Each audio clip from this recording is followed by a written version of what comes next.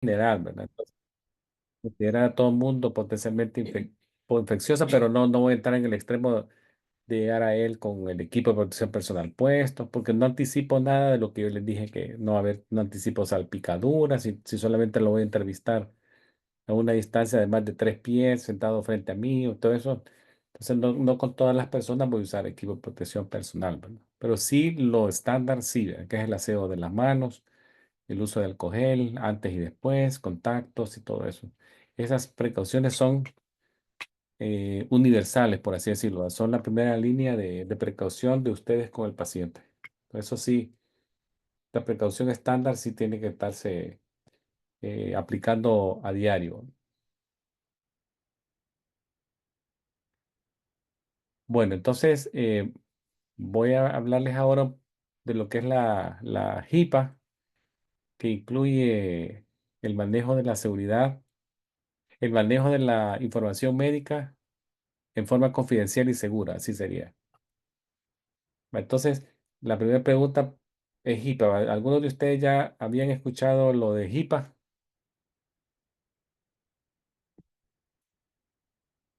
Probablemente sí, ¿verdad?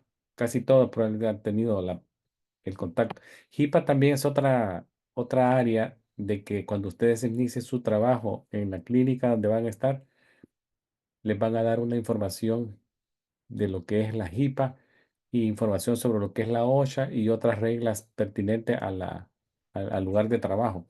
Pero la HIPAA siempre también es un punto de honor de las clínicas y hospitales que los trabajadores conozcan de la HIPAA, ¿verdad? Entonces, la HIPAA es una ley ya que el nombre básicamente es Health Insurance Portability y Accountability Act del 96. Entonces dice uno, pero ¿qué es eso, verdad? ¿Qué es eso de la OSHA? La OSHA tiene dos componentes. Uno es lo que es el componente de seguro de salud y el otro es el componente de la información del paciente. Entonces, esto comenzó como ley en 1996. La firmó el expresidente Bill Clinton en el 96, ¿verdad? Y se firmó y se inició su práctica para asegurar la confidencialidad de los récords médicos en ese entonces, que ya habían computadoras, obviamente, y ahora con más razón, ¿verdad? Lo tenemos que aplicar. Entonces, es una ley federal que le da a los individuos derechos sobre su información de salud. O sea, yo tengo derechos sobre mi información de salud, ustedes sobre su información de su salud, y eso es un derecho innato que se le debe respetar en cualquier lugar, ¿verdad? Entonces, la HIPAA da un set de reglas que limitan quién puede acceder a esa información de salud suya y mía. Entonces, estas reglas de privacidad requieren que todas las entidades que proveen atención a un paciente tengan prácticas de privacidad ya bien conocidas y también derechos de los pacientes de privacidad. Entonces, esa básicamente es la HIPAA, ¿verdad? Entonces, es algo que ya tiene sus dillitas. La siguiente pregunta es, voy a quedar por acá, ¿qué entidades están obligadas a observar la HIPAA? Tenemos a los proveedores, ¿verdad? Médicos, todos los que dan un servicio de salud, médicos, los practitioners, physician assistant, enfermeras, medical assistant, terapistas físicos, todos tienen que eh, observar guías de HIPAA. Los planes de salud, los seguros de salud tienen que observar también HIPAA y lo que se conoce como esta es una palabra que no se oye mucho, pero se llaman clearing houses. Son establecimientos que, que los mantienen los bancos u otras instituciones relacionadas a reclamos y cuentas. ¿Ya? Ellos también tienen que observar cosas de HIPAA. Son entidades que manejan dinero, pues por así decirlo. Entonces ellos también tienen que observar algunas guías de la HIPAA de privacidad y aplicarlas a la información de los individuos que tienen. algún tipo de atención en hospital o clínica, ya sea electrónica la información, ya sea escrita o que se transmita por vía oral, ¿verdad? Eso sería cara a cara entre dos especialistas, dos médicos, o en forma de teléfono también, ¿verdad? Entonces, todos ellos están sujetos a cumplir los requisitos y podrían enfrentar multas, ¿verdad? Penalizaciones por no cumplimiento. Entonces, es bien importante eso. Ahora, veamos el efecto de las reglas de privacidad de la HIPAA. Estas son estándares nacionales que se han hecho para proteger la información de los récords médicos de cada uno de nosotros y de los pacientes y la información personal contenida en ellos, ¿verdad? Entonces, esas reglas de privacidad son un set de reglas estándares para protección de la información de salud, lo que se conoce PHI. Ya les voy a decir que es un PHI. ¿Y quiénes también la tienen que aplicar esas reglas de privacidad? Los mismos que ya les dije. Los proveedores, los planes de salud y los cuidadores de salud clearing houses, que son los establecimientos mantenidos por bancos que les mencioné, que se encargan de reclamos mutuos y cuentas, ¿verdad? Todas estas entidades deben implementar medidas de seguridad razonables para proteger la información individual, el PHI de cada persona. Y ellos no pueden liberar información de ese PHI, excepto cuando la privacidad, alguna regla de privacidad se lo permita. O el dueño del PHI, que es cada paciente, o su representante, digamos que hay un proxy, o alguien tiene un poder de abogado, un power of attorney, da consentimiento para que se libere la información. Son las únicas tres momentos en que podría hacerlo, ¿verdad? El paciente mismo, su representante legal o algún proxy familiar serían los únicos, ¿verdad? Que se puede, en caso contrario no se puede, no se podría liberar según la regla de privacidad, ¿verdad? Entonces, en las reglas de privacidad aplica a la forma electrónica, escrita y oral. Entonces, es bien estricto eso. Algunos usos permitidos de liberar la información son bien puntuales. Ahorita se los voy a mencionar. Entonces, recuérdense que el objetivo acá es mantener la confidencialidad de la información privilegiada con el objetivo de que sea un manejo efectivo y eficiente de la atención de salud en los diferentes niveles, la confidencialidad de la información del paciente, guardando los principios éticos y la información debe discutirse en el entendido de lo necesario a saber. ¿Qué significa eso, lo necesario a saber? En un expediente médico tenemos una cantidad inmensa de datos que muchas veces un especialista no necesita conocer todo, ¿verdad? Sino que bien puntual para lo que él va a actuar. Por ejemplo, un ortopeda que recibe una interconsulta probablemente no tenga que requerir saber mucha información de otras áreas que no son de su competencia para esa interconsulta. Entonces sería lo que se conoce como necesario a saber, la base de necesario a saber. Es parte de lo que es la HIPAA, ¿verdad? Lo necesario para saber para esa intervención. Entonces, lo que les dije, los usos permitidos, ya los mencionamos, son, por ejemplo, el individuo, ¿verdad? Eh, También la información de salud podría ser compartida en algunos casos. Me voy a regresar porque estoy aquí en la ley de privacidad. Eh, Cuando se necesite, por ejemplo, para un tratamiento, si yo necesito enviar información para un tratamiento que le van a dar a alguien, se refiere a un paciente para un tratamiento o intervención con el nefrólogo que probablemente va a intervenir haciendo una fístula o interviniendo en una hemodiálisis.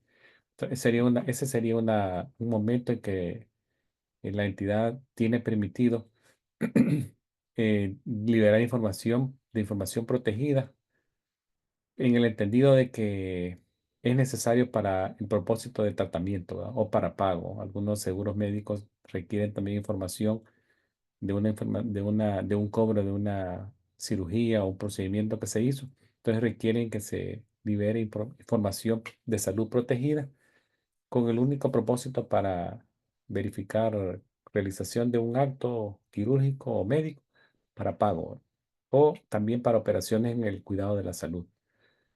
Y también el otro momento que se podría liberar información de información protegida es lo que se conoce como que va a haber oportunidad de estar de acuerdo a lo que pasó, ¿verdad?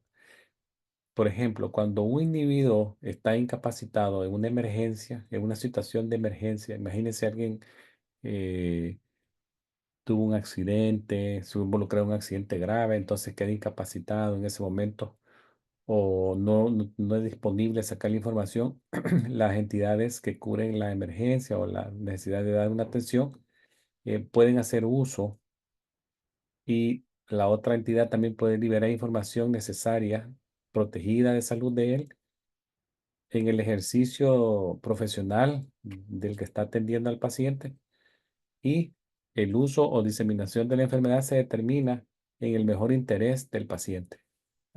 En el entendido que cuando el paciente recobre su conciencia o llegue un familiar, ellos van a tener la oportunidad de estar de acuerdo, ¿no? Porque fue una emergencia. Ese es otro momento en que se podría también liberar una información de, de, de de salud, ¿verdad? También otra cosa podría ser cuando por interés público, por también un beneficio de salud, ¿verdad? Alguna información podría ser necesaria en por ejemplo, una salud pública, podría requerir que algunas informaciones se hagan, no del conocimiento público, sino que del conocimiento de la autoridad competente. Algunas enfermedades son de importancia epidemiológica para estados o ciudades y el proveedor de salud tiene que reportarlo, ¿verdad? Por ejemplo, ahí ya hay una lista de enfermedades que se tienen que reportar de carácter diario a los departamentos de salud locales para saber que hay una persona enferma de eso. Entonces, se debe de reportar aun si el paciente no lo ha permitido o lo autorizó. Es una como uso permitido en esos casos puntuales, ¿verdad?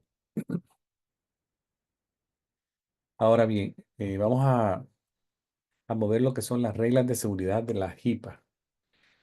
Las reglas de seguridad un poquito distinto a la práctica de privacidad, porque la regla de seguridad aquí son estándares nacionales que se utilizan para hacer confidencial la información de los pacientes y aquellos que están disponibles por medio electrónico, ¿verdad? Lo que se conoce como Electronic PHI.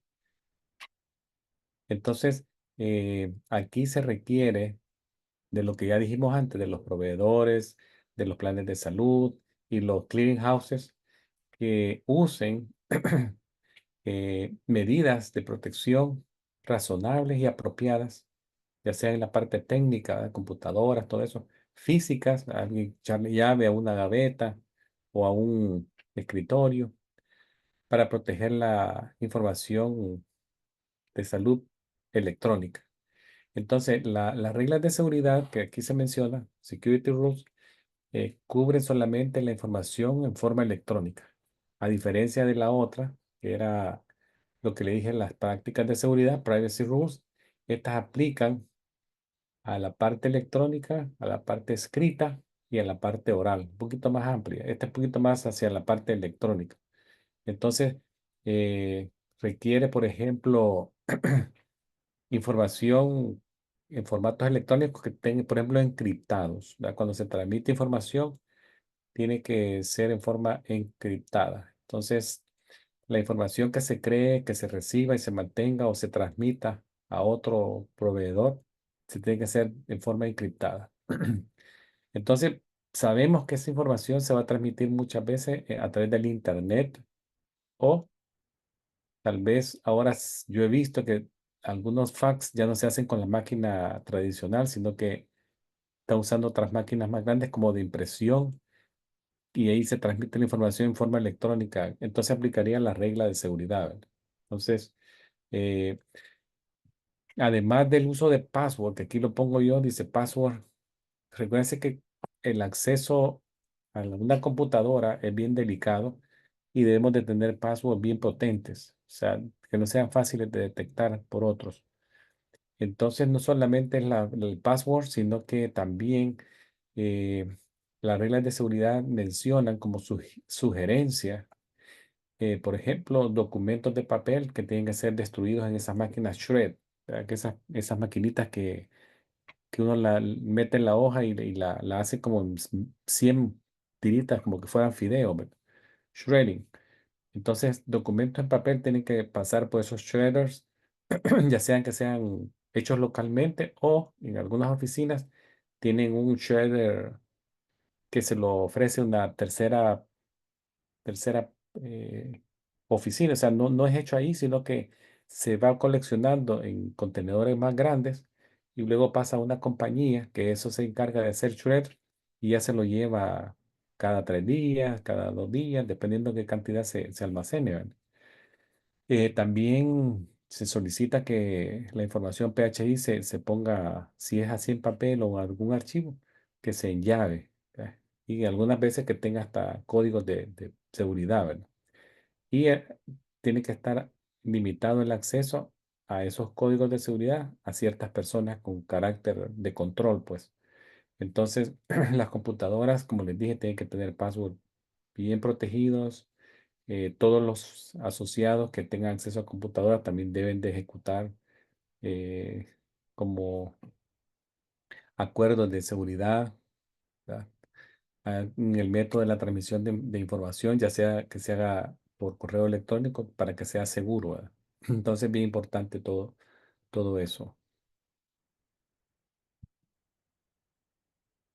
Ahora bien, ¿qué pasa si hay una violación a la seguridad? ¿Verdad? En caso de lo que se conoce como breach, ¿qué pasa si se detecta que se violentó la seguridad?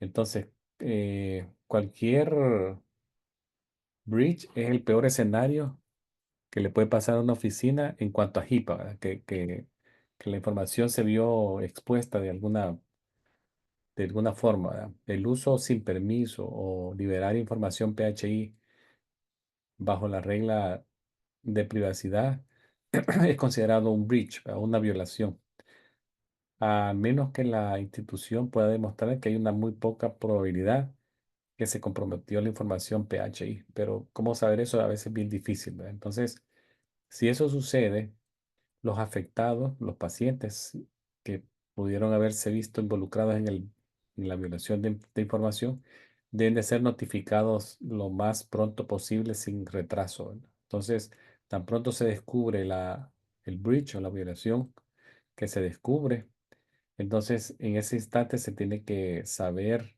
explicarle al paciente que hubo una exposición de su información. Es no guardarlo como un secreto entre la clínica, ojo, se liberó información entonces sí se tiene que informar al paciente. Y si son ya más de un paciente, si son 20 30 50 pacientes, ya es algo peor, ¿verdad? Y también recuerden que hay violaciones muy severas, también son penalizaciones bien severas por caso. Ahora, vamos a ver entonces, ya hablamos de la información protegida del paciente, ahora vamos a ver el otro componente que son los derechos del paciente, que también son vistos en lo que es HIPAA, a qué tiene derecho el paciente en forma legal, ya sea definido el derecho del paciente por el Estado o por la institución, ya sea un hospital o una clínica, ¿verdad? Entonces, el asistente médico y otros empleados deben de saber cuáles son los derechos de los pacientes y al saberlos, protegerlos lo más posible, ¿verdad? Entonces, el paciente actualmente participa muy activamente en su cuidado de la salud, ya no es aquel paciente pasivo de antes, que solo era sí, sí, sí. Ahora los pacientes un poquito más interactúan con el médico y con los servidores que interaccionan con él, ¿verdad? Ya sea enfermeras, enfermeros o otros especialistas, terapistas físicos, etcétera, en su cuidado, ¿verdad?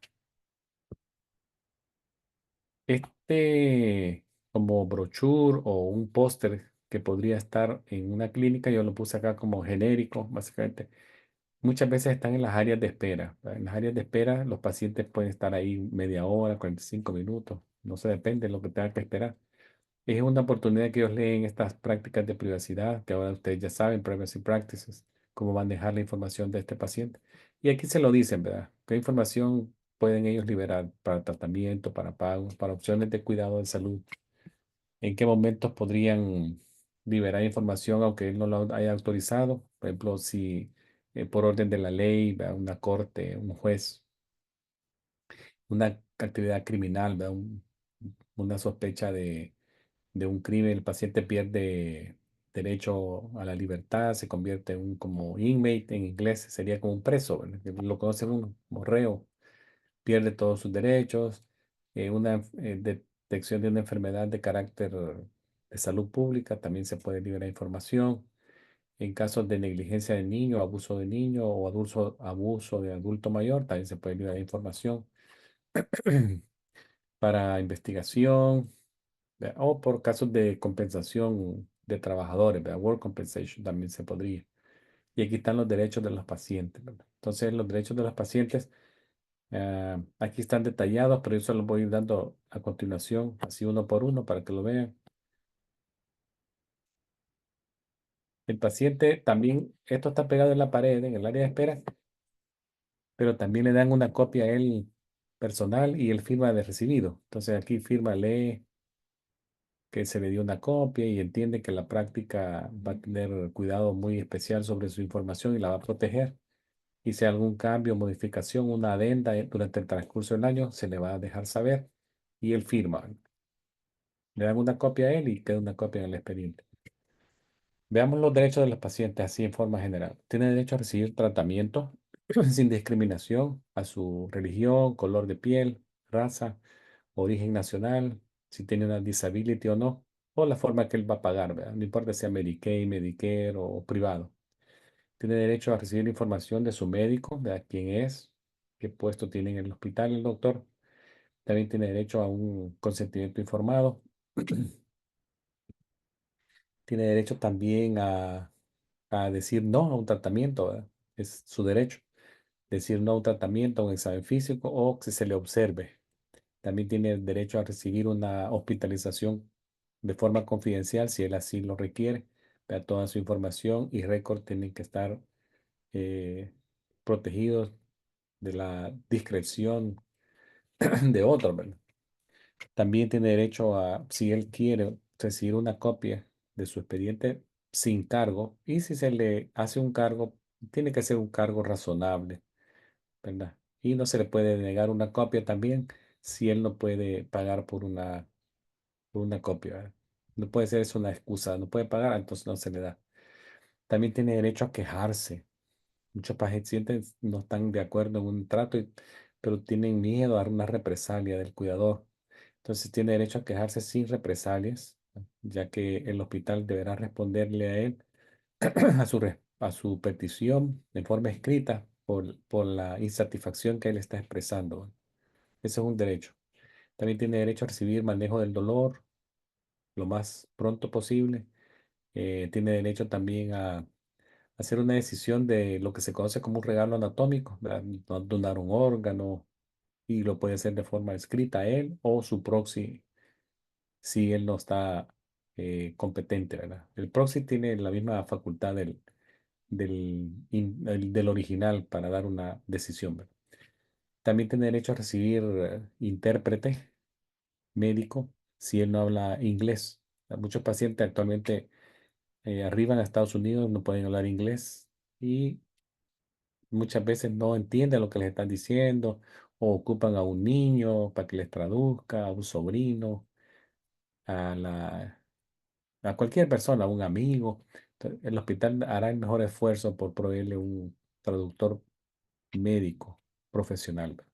Porque acuérdense que hay mucho tecnicismo y el profesional intérprete ya está capacitado y certificado para ese trabajo. Lo único que tiene que hacer el médico es documentar el nombre y el número del intérprete.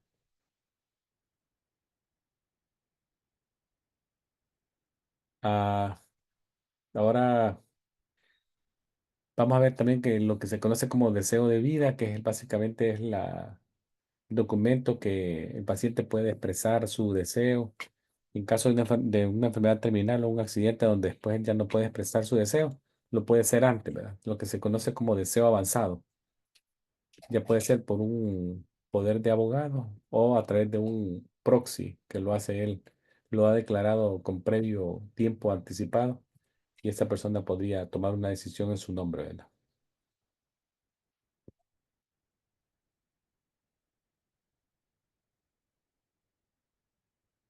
Ya vamos a ir terminando. Vamos a ver lo que son los consentimientos informados, explícitos. Hay tres tipos de consentimiento para carácter general. Tenemos el implícito que aquí aparece con el número uno, que es cuando el paciente hace la cita, quiere llegar. El expreso sería, lo hace en forma verbal, aprueba algo de forma verbal. Le voy a tomar la presión arterial. Sí, ¿verdad? Lo dice él, tengo expreso. El consentimiento informado, este número tres, es un poquito más extenso, donde se le dan los información al paciente de los riesgos involucrados en un tratamiento médico, un procedimiento quirúrgico, por qué el procedimiento es necesario, el tratamiento aplicarse, cómo será. Si hay una alternativa, se le explica alternativa y riesgo que involucra la alternativa. Y también se le explica el riesgo si él va a decir que no, ¿verdad? No solo es que diga que no, sino que se le explica, bueno, si al no decir usted sí por un procedimiento que está indicado en este instante, el riesgo es este, pero si él dice que todavía se mantiene en su posición, entonces sí, ¿verdad? Él puede decir que, y firma, pues, recuerden que el consentimiento informado eh, lo hace todo profesional médico para asegurarse que su paciente ha entendido y está de acuerdo con algo o no está de acuerdo con algo. O sea, si el paciente es menor, no olvidemos, su padre podría dar el consentimiento por su parte, ¿verdad? Como que él lo estuviera dando. Entonces, es importante que el consentimiento informado se hace por procedimiento. O sea, no se hace un consentimiento informado para hacer 10 procedimientos. ¿Verdad? Es por individuo, por procedimiento individual.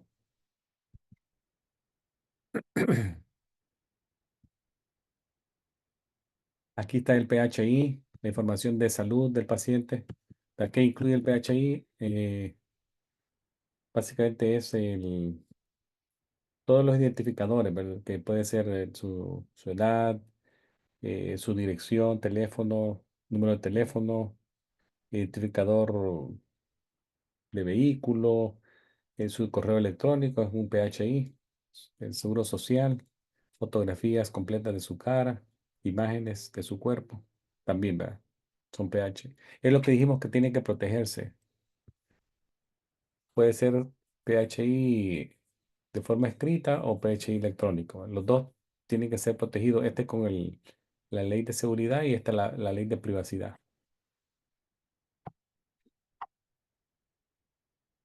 Puede ver que que se suelte información sin quererlo, sí, ¿verdad?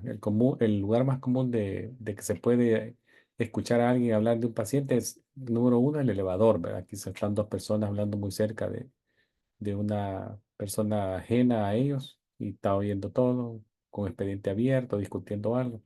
También los pasillos de los hospitales, otro lugar que puede haber exposición de información, entonces siempre es bueno guardar mucha cautela ahí en esos lugares para no exponer información confidencial de paciente, ¿verdad? Entonces, ante todo, guardar el récord médico no visible, sostenerlo en forma no visible, si no hablar de diagnósticos en los pasillos o tratamientos. Acá le pongo, ya esto ya es lo último, ya vamos a cerrar, ¿verdad? Siempre estar atento a dónde estoy, quién está a mi alrededor, qué información puede ser oída o vista, minimizar lo posible las liberaciones de información, ¿verdad? Compartir lo necesario a saber, lo mínimo nivel necesario. Esto me va a asegurar proveer seguridad a la información, eficiencia en el cuidado. Entonces, siempre es esencial que todo mundo observe las guías y las recomendaciones del cómo salvaguardar la información del PHI, y ahí estar siempre atento a nuestros lugares donde estemos parados, quién nos escucha, quién nos ve, quién nos lee la información. Bueno, vamos a terminar acá. ¿Tienen algún comentario o duda? Muy bien, profesor. ¿Alguna pregunta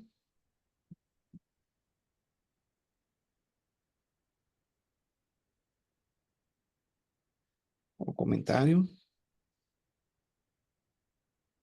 Bueno, profesor, muchas gracias.